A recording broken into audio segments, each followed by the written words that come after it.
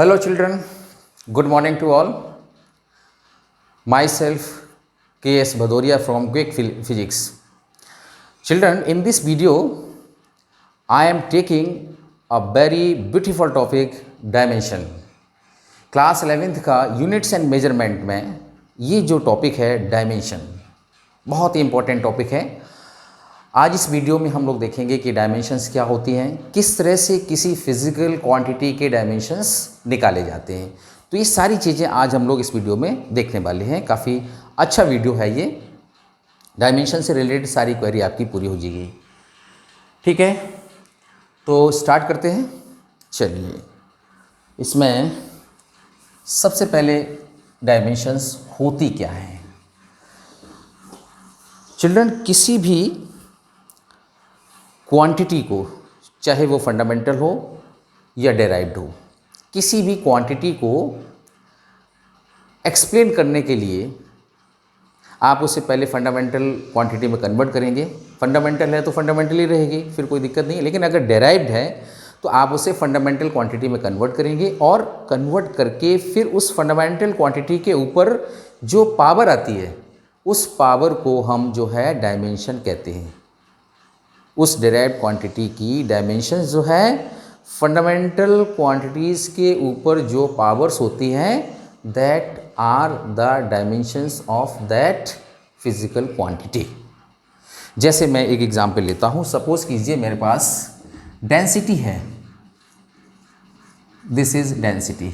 Okay, अब you know density का formula क्या होता है, मास अपॉन वॉल्यूम। वॉल्यूम ये डेंसिटी का फॉर्मूला होता है, आपको पता ही है। यहाँ पे डेंसिटी कौन सी क्वांटिटी है, डेराइव्ड क्वांटिटी है। मैं इसे क्या करूँगा, फंडामेंटल क्वांटिटी में ब्रेक करूँगा। तो मास तो फंडामेंटल हो गई लेकिन वॉल्यूम फंडामेंटल नहीं है, तो इसको आगे और आप लिख सकते हैं मास वॉल्यूम जो होता है length into breadth into height. So this is length breadth and height. अब देखिए यहाँ पे मास कौन सी क्वांटिटी है, fundamental. Length fundamental. Breadth, breadth को भी आप लेंथ में मेजर करेंगे, लेंथ की तरह है ना, मीटर में सेंटीमीटर में। सो दिस इज ऑल्सो फंडामेंटल।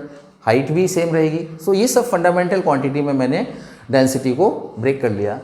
अब इसको आप ऐसे लिख सकते हो, मास को, मास की जो डायमेंशन है फंडामेंटल में m होती है।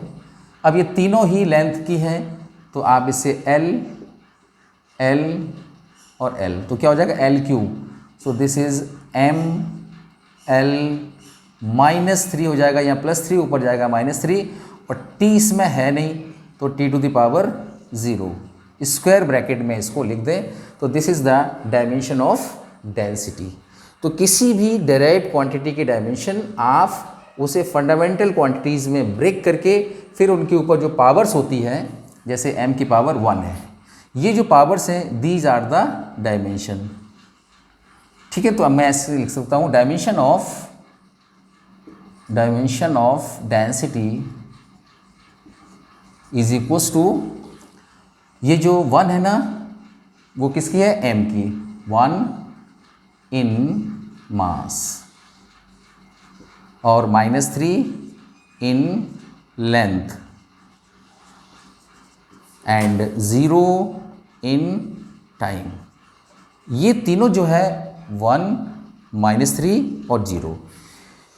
1 जो पावर है किसकी, मास की, -3 पावर है लेंथ की, 0 पावर है टाइम की। ये जो पावर्स है ना, तीनों पावर को एक साथ अगर हम लिखेंगे तो यही डायमेंशन हो जाएंगी डेंसिटी की।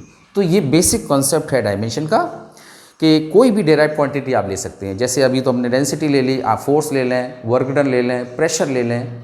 आप क्या करेंगे, उसको बेसिक क्वांटिटी में, फंडामेंटल क्वांटिटी में उसको कन्वर्ट कर लो, और फंडामेंटल में कन्वर्ट करने के बाद फिर उसको एक्सप्लेन करने के लिए मुझे उस पर कुछ पावर रेज करनी पड़ेगी। भाई अगर हम यहाँ पावर नहीं दें, L3 ना करें, तो हमें डेंसिटी कैसे मिलेगी। डेंसिटी को ही एक्सप्लेन करना है। तो एक्सप्लेन करने में जो फंडामेंटल क्वांटिटीज़ आपने जो स्प्लिट करी हैं उन पर पावर कितनी हो रही है, वो पावर जो है डायमेंशंस कहलाती है। ठीक है, चलिए, तो ये तो हुआ। अब इसके बाद आपको जब भी डेराइव्ड क्वांटिटी की डायमेंशन लिखनी होगी तो उससे पहले मुझे बेसिक क्वांटिटी की डायमेंशन सब आनी चाहिए, क्योंकि सारी की सारी डायमेंशन बेसिक जो बेसिक क्वांटिटी है ना, फंडामेंटल क्वांटिटी, उन्हीं के रिस्पेक्ट में होती हैं। तो हम यहाँ लिखने जा रहे हैं कि बेसिक क्वांटिटीज़ में जो डायमेंशन है वो क्या होती हैं।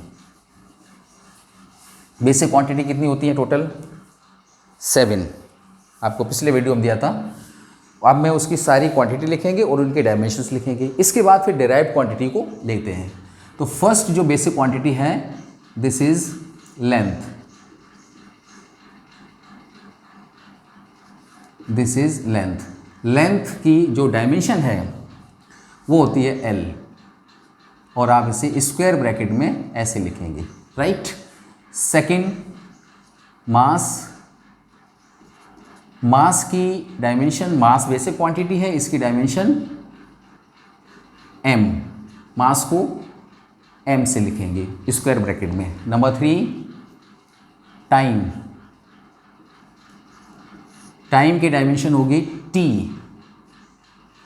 This is dimension of time. Number 4, electric current. Electric current, और इसकी डायमेंशन होती है एम्पियर, तो आप इसे A से डिनोट करेंगे dimension. Number 5, temperature. Temperature degree kelvin unit होती है, तो इसको K से, इसकी डायमेंशन K के फॉर्म में आती है ना। This is the dimension of temperature, this is temperature. Number 6, luminous intensity.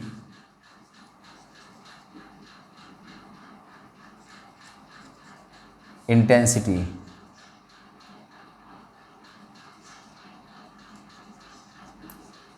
इसको CD, कैंडिला, इसकी यूनिट होती है, तो इसकी डायमेंशन हो जाएगी ये। 7th, अमाउंट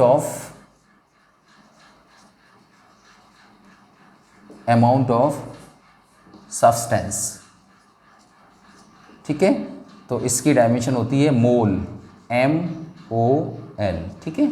ये मैंने आपको 7 फंडामेंटल क्वांटिटीज़ की डायमेंशंस बता दी। जितनी भी डिराइव्ड क्वांटिटी हैं वो सारी की सारी डिराइव्ड क्वांटिटी इनमें कन्वर्ट करके फिर इनके ऊपर कितनी पावर होगी, उस पावर को हम उस डिराइव्ड क्वांटिटी की डायमेंशन बोलेंगे। जैसे अभी मैंने आपको एक डेंसिटी का एग्जाम्पल दिया था। अब मैं दूसरा कोई लेता हूँ एग्जाम्पल। सपोज कीजिए आपको डायमेंशन चाहिए किसकी? फोर्स की चाहिए। फोर्स कौन सी क्वांटिटी है? डिराइव्ड क्वांटिटी है। फोर्स इसमें तो कहीं है नहीं, तो आप क्या करेंगे, फोर्स को पहले इसमें कन्वर्ट कर लो। फॉर्मूला बस आना चाहिए और कुछ भी नहीं है इसके अंदर। फोर्स का फॉर्मूला होता है mass into acceleration, mass into acceleration. अब यहाँ मास तो यहाँ आ चुका है, दिस इज फंडामेंटल क्वांटिटी। ये कौन सी क्वांटिटी है? फंडामेंटल, ठीक है। मास फंडामेंटल है, एक्सीलरेशन फंडामेंटल नहीं है, तो आप एक्सीलरेशन को अगेन ब्रेक करेंगे। एक्सीलरेशन होता है वेलोसिटी अपॉन टाइम, वेलोसिटी भी नहीं है, वेलोसिटी चलो एक बार लिख देते हैं, velocity upon time, velocity by time. लेकिन यहाँ वेलोसिटी भी फंडामेंटल नहीं है, तो आप इसे अगेन ब्रेक कर सकते हैं। मास, वेलोसिटी जो होता है rate of change of displacement, तो ये हो जाएगा डिस्प्लेसमेंट अपॉन टाइम। एक तो वेलोसिटी का, एक ये, तो हो जाएगा टाइम स्क्वायर, टाइम। अब देखिए आप, मास कौन सी क्वांटिटी है? यहाँ आई हुई है फंडामेंटल। डिस्प्लेसमेंट भी लेंथ होती है, शॉर्टेस्ट लेंथ होती है ना, तो डिस्प्लेसमेंट इज ऑल्सो फंडामेंटल में आएगी। टाइम फंडामेंटल में है, तो जो फोर्स था वो मैंने फंडामेंटल में ब्रेक कर दिया। अब आप इसे इन डायमेंशंस में ब्रेक करेंगे। ये जो 7 डायमेंशंस है ना, 7 डायमेंशंस ऑफ वर्ड इनको कहते हैं, है ना। सारी की सारी डायमेंशंस इन्हीं में लिखी जाती है। तो मास को M, displacement L, time T square कर दो। अब देखिए मास ऊपर है ऑलरेडी, मास एम एल, टी ऊपर जाएगा -2 हो जाएगा, इसे स्क्वायर ब्रैकेट में। ये आपकी डायमेंशन किसकी हो गई? फोर्स की डायमेंशन हो गई। ऐसे और कोई ले लो, जैसे प्रेशर ले लो, चलो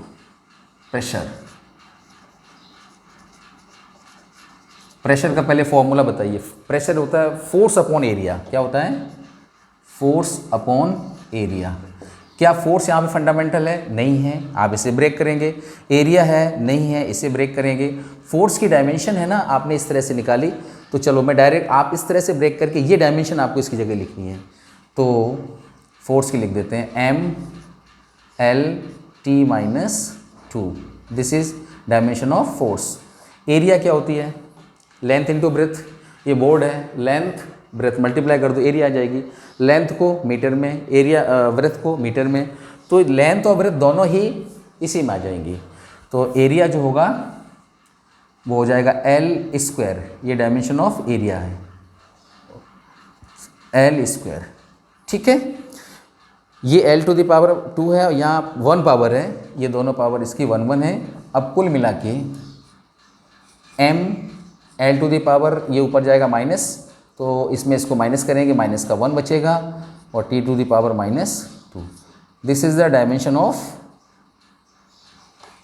प्रेशर। ठीक है, फोर्स की ml t -2, area l square, ये ऊपर जाएगा तो ml -1 t -2, t -2 ml -1। तो इस तरीके से आप किसी की भी डायमेंशन लिख सकते हैं। अब जैसे और कुछ ले लेते हैं, ये नोट कर लेना सब।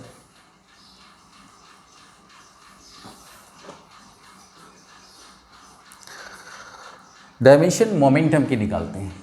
ये टर्म्स जो है मोमेंटम, इम्पल्सिव और फोर्स, ये सारे आपके फिजिक्स में आने वाले हैं, है ना। चैप्टर नंबर 5 में, 6 में, इनमें सब में आएंगे, वहाँ इनको डिटेल में पढ़ना है। यहाँ केवल आपको फॉर्मूला जो यहाँ बताए जाते हैं लर्न कर लो और उनकी डायमेंशन निकालना सीखना है। तो मोमेंटम की देखते हैं। मोमेंटम होता है mass into velocity, mass into velocity, this is momentum. Mass तो फंडामेंटल में आ जाएगी, ठीक है, दिस इज फंडामेंटल, लेकिन वेलोसिटी नहीं है, तो वेलोसिटी क्या होता है? Displacement upon time. So this is mass. चलो इसको डायमेंशन का फॉर्म दे दिया। वेलोसिटी की अगर आती है तो डायरेक्ट लिख दो, नहीं तो फिर इसे डिस्प्लेसमेंट अपॉन टाइम से निकालेंगे, तो ये lt -1 आती है, दिस इज वेलोसिटी। तो क्या हो जाएगा? m l t ये पावर 1 1 मानी जाती है, राइट। तो इस तरीके से आप जो है किसी कोई भी डेराइव्ड अगर क्वांटिटी है उसकी डायमेंशन आप लिख सकते हैं, है ना।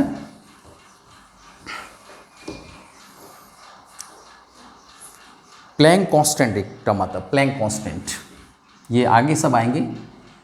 एनर्जी की इक्वेशन होती है E = h न्यू। न्यू यहाँ पे होती है फ्रीक्वेंसी, यहाँ पे h होता है प्लैंक कांस्टेंट, E होती है एनर्जी।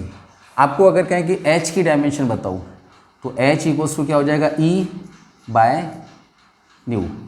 अब इन दोनों की डायमेंशन आपको पता होनी चाहिए। न्यू जो है, न्यू फ्रीक्वेंसी क्या होता है? इसको फ्रीक्वेंसी कहते हैं। इसकी डायमेंशन होती है t to the power -1। Frequency unit time में जो नंबर ऑफ ऑसिलेशंस हो या नंबर ऑफ कोई रेवोल्यूशन हो उसे हम फ्रीक्वेंसी कहते हैं। तो ये इसकी डायमेंशन होती है t टू द पावर -1। और एनर्जी की डायमेंशन अगर आती है तो डायरेक्ट लिख दो, नहीं तो फिर आप यहाँ से निकालो एनर्जी की डायमेंशन।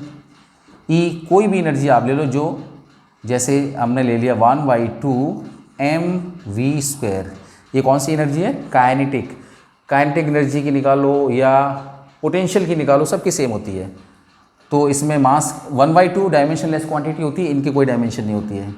मास की ये वेलोसिटी है, वेलोसिटी की एल टी माइनस 1 और ये स्क्वायर है इसके ऊपर पावर 2, तो ये हो जाएगा M L square T minus 2। ये डायमेंशन किसकी हो गई? एनर्जी की। दोनों डायमेंशन यहाँ पुट कर दो, तो एनर्जी में आप लिखेंगे M L square T minus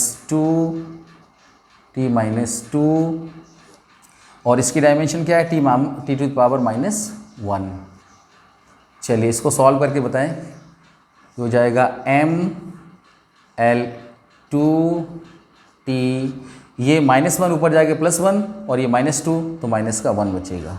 ये जो है डायमेंशन ऑफ प्लैंक कांस्टेंट। क्या है ये? Planck constant. ठीक है, तो इस तरह से किसी की भी डायमेंशन आप निकाल सकते हैं, बस तुम्हें केवल फॉर्मूला पता होना चाहिए, राइट। तो एक तो हमने आज आपको ये सिखाया है कि किसी भी डेराइव्ड क्वांटिटी की डायमेंशन किस तरीके से आपको निकालनी है। अब दूसरी चीज़ एक और आपको सिखा दें कि डायमेंशनल फॉर्मूला का यूज़ करते हुए आप जो है सिस्टम को कन्वर्ट करें। हम कहते हैं कि एप्लीकेशन ऑफ डायमेंशन का हम कहाँ कहाँ अप्लाई कर सकते हैं। तो इसमें एक तो हम क्या करते हैं, सिस्टम को कन्वर्ट करते हैं, तो एक सिस्टम को दूसरे सिस्टम में कन्वर्ट कर सकते हैं। जैसे कोई फिजिकल क्वांटिटी है, उसकी वैल्यू किसी सिस्टम में दे रखी है, तो आप उस वैल्यू को दूसरे सिस्टम में भी लिख सकते हैं। ठीक है, तो अब मैं एप्लीकेशन ऑफ डायमेंशन बताऊंगा, एक बार इसको नोट कर लें पहले। यस, नोट कर लिया। तो अब है ना, एक सिस्टम को दूसरे सिस्टम में कैसे कन्वर्ट करते हैं, dimensional analysis, application of dimension analysis.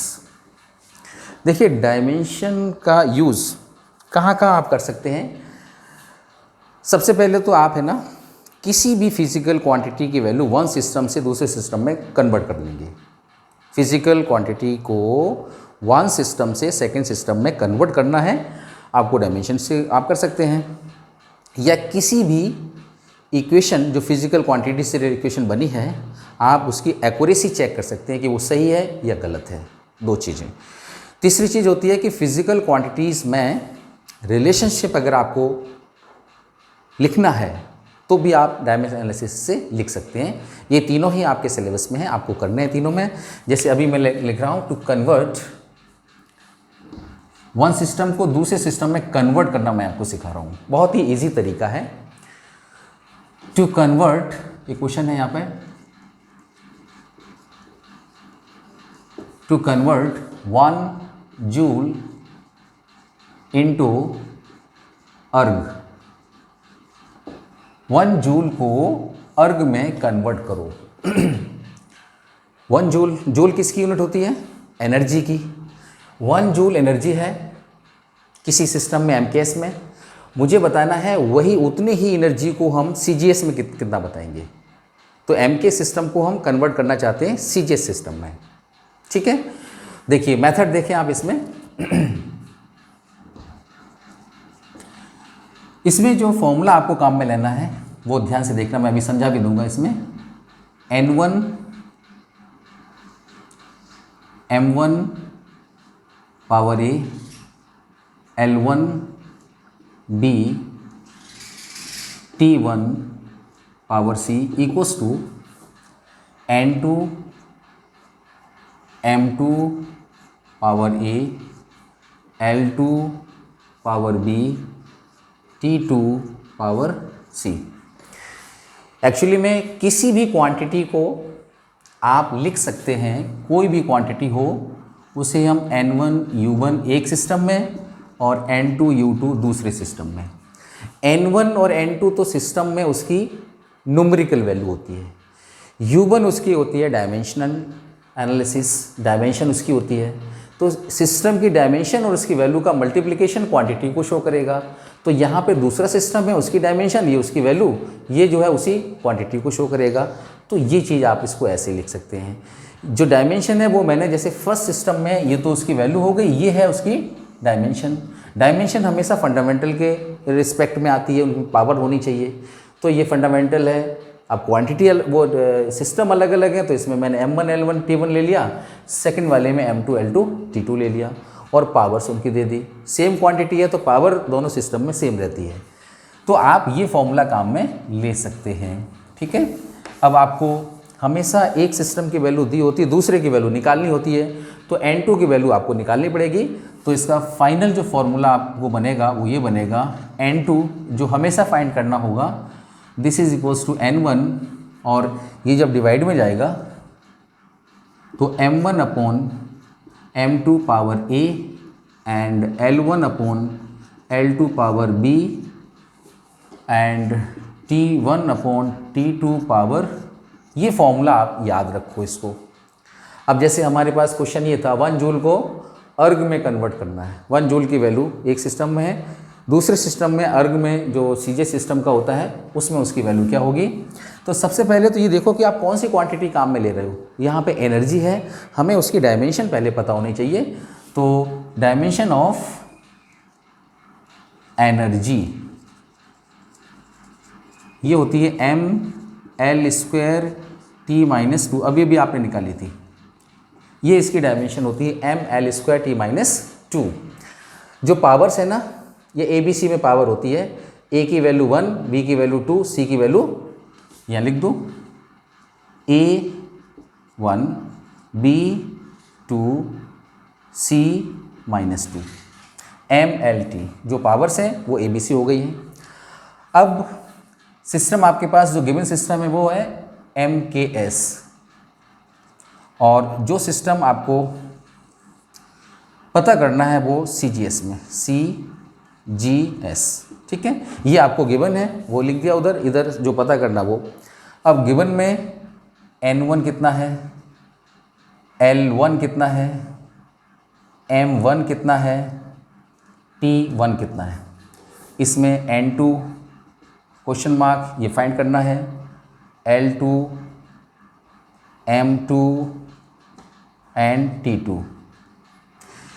L1 M के सिस्टम में आपको 1 जूल दे रखा है, 1 जूल। M के सिस्टम में लेंथ को आप मेजर करते हैं मीटर में, 1 मीटर, ठीक है, लेंथ को, और मास को करते हैं 1 kg में, टाइम को करते हैं 1 सेकंड में। ये तो M के सिस्टम का मेजरमेंट है, ये फिक्स है, हर क्वेश्चन में आपको लिखना पड़ेगा, ये वैल्यू क्वेश्चन में गिवन होगी। इधर आ जाइए CGS में, CGS में N2 की वैल्यू निकालनी है, आपको पूछा है यहाँ पे, लेकिन CGS में length is measured in 1 centimetre, mass 1 gram, time 1। तो यहाँ पे ये 3 चीज़ें तो फिक्स हो गई आपकी, ये 3 चीज़ें फिक्स हो गई, ये क्वेश्चन में गिवन होगा, ये क्वेश्चन से आपको निकालना है।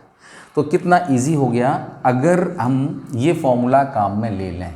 देखना N2 इक्वल्स टू, पहले क्या N1 is 1 joule, 1 and M1 upon M2।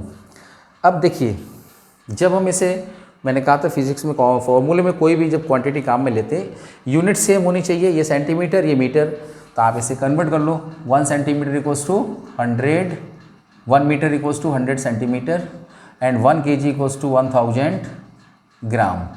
Second same है। तो यहाँ क्या लिखा, M1 अपॉन M2, M1 कितना हो जाएगा, M1 आपका है ये, this is M1, 1000 upon M2 कितना है 1 ग्राम। देखिए मैंने दोनों को ग्राम में ही लिखा है, मैंने दोनों को ग्राम में लिखा है, सेम यूनिट आपको यहाँ पे ऊपर नीचे लिखनी है। पावर इसमें क्या होती है, A पावर है, this is A power, A की वैल्यू क्या है 1। फिर आइए दूसरे में L1 अपॉन L2, L1 को आपने 100 सेंटीमीटर लिख लिया, L2 is 1 centimetre and power is B की वैल्यू है 2, और उसके बाद T1 दोनों में सेम है 1 अपॉन, और इसकी पावर माइनस, क्या किया आपने, यहाँ पे आपने वैल्यू पुट करी सभी की, तो ये लाइन आपको मिलेगी, और इसे सॉल्व करने से आपका फाइनल आंसर आ जाएगा, this is 1000 and this is, square करेंगे तो पावर यहाँ पे 2 की जगह 4 हो जाएगी। 1 की पावर कुछ भी हो वैल्यू 1 रहती है, तो ये कितना हो जाएगा 10 टू द पावर 7, 4 ये 0 और 3, ये n2 की वैल्यू आ गई, n2 इज 10 टू पावर 7। तो 1 जूल में 10 टू पावर 7 अर्ग होते हैं, तो आप लिख सकते हैं so 1 joule equals to 10 to the power 7 erg. This is the relation and conversion. यहाँ हमने कन्वर्ट करके बता दिया। एक बार इसे नोट करें।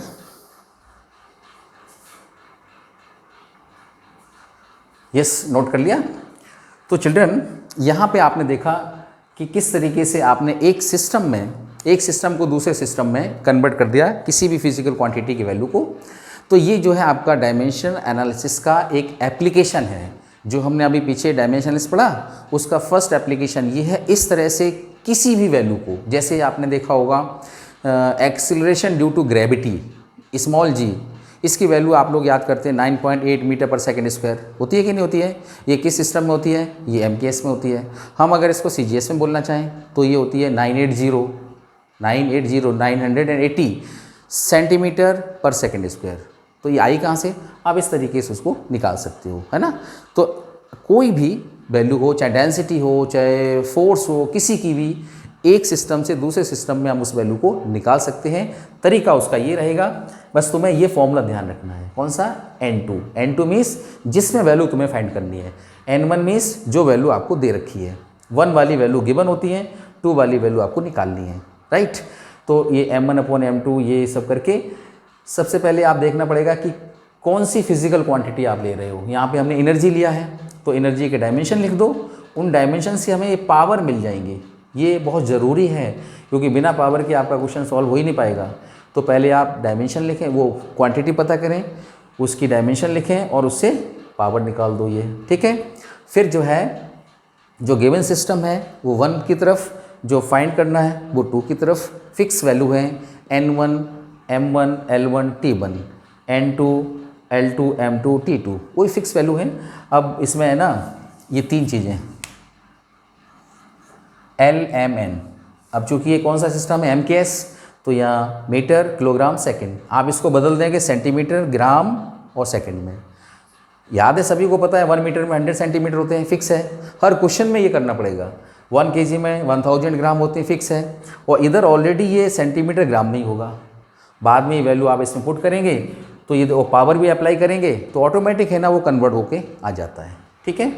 तो इस वीडियो में इतना ही है। इसमें 2 चीज़ें आपने सीख ली हैं कि हम किस तरह से डायमेंशन फार्मूला निकालें किसी भी क्वांटिटी के। बहुत ही आसान है, बहुत इजी है। आप फार्मूला याद अगर है आपको तो उसको डायमेंशन उसमें एनालिसिस उसमें डायमेंशनल फार्मूले में आप उसे कन्वर्ट कर सकते हैं, ठीक है। और एक ये कन्वर्जन आपको बता दिया, राइट, ठीक है, ओके। अब इसमें एक, अगर आपने अभी तक चैनल को सब्सक्राइब नहीं किया है तो एक बार सब्सक्राइब कर दें, और वीडियो अच्छा लगे तो इसको लाइक भी करें, ठीक है। चलिए अब नेक्स्ट वीडियो में कोई दूसरा टॉपिक लेके आएंगे, तब तक गुड डे।